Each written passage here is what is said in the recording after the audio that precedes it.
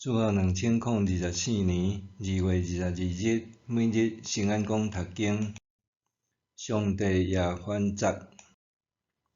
圣经咱做来听读《士师记》第10章第1节到16节。比米勒死了后，有以撒家支族的人倒的孙普瓦的囝，倒兴起解救以色列人。伊住伫以法莲山区的沙密，伊做以色列的士师23年。伊死，人甲伊安葬伫沙密。倒死了后，基列人艾尼兴起做以色列的士师22年。伊有30个囝，徛30只驴仔，阁有30座城，拢伫基列地区。这城到今仔日还叫做哈俄德艾尼。艾尼死，人甲伊安葬伫加门。以色列人搁做上主看做歹的事，去服侍巴力甲亚斯塔略，以及叙利亚、西顿、摩押、亚门人甲非利士人的神明，因弃杀上主，无服侍伊。上主对以色列人发受气，将因交互非利士人甲亚门人。因搅扰搁压制住伫约旦河东边阿摩利人境内基列地区的以色列人有18年久。亚门人搁过约旦河去攻击犹大、便雅悯甲以法莲这个支族，以色列人就非常困苦。以色列人哀求上主讲：阮有得罪你，因为阮弃杀阮的上帝去服侍巴力。上主对以色列人讲：我竟无将恁对埃及人、阿摩利人、亚门人甲非利士人的手解救出来。西顿人、阿玛力人甲马弗人压制恁，恁哀求我，我嘛有解救恁脱离因的手。但恁竟然放杀我去服侍别个神明，所以我无要搁救恁。恁去哀求恁所敬的神明，互因伫恁患难的时解救恁。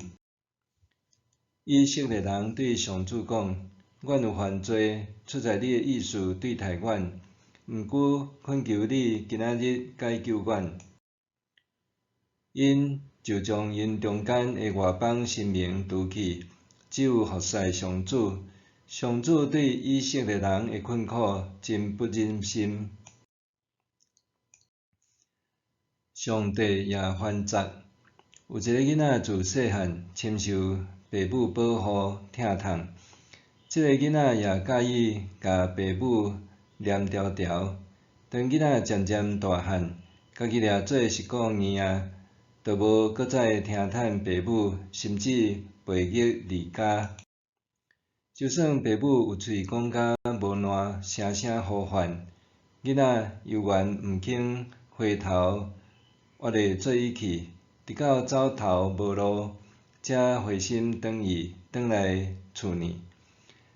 这个囡仔得到爸母重新接纳甲关怀，做是时间一个久，伊搁感觉无聊，又搁离家出走。爸母深感艰苦心，一心一意期望囡仔有一日会当转来，全家重享天伦之乐。士师记第10章搁再一遍记载，以色列人搁做上主看做歹的事，因弃杀上主，无服侍伊。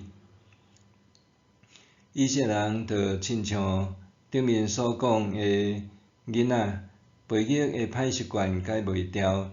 就算上帝差派先知甲士师来提醒呼唤，因还搁一意孤行，离弃上帝。